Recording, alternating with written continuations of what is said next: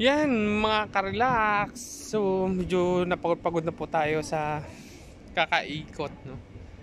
Ngayon ay parang naliligaw yata ako dito sa Laipaha, Latvia. So ngayon ay meron ako po akong nakitang map nila dito.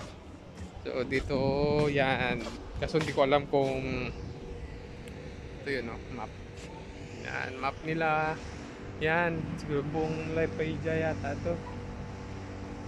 So, Iko. So, yan. So, ngayon ay saan po tayo? Dito. Ngayon ay dito po ta. Dito ako ngayon. Yan, dito. Dito.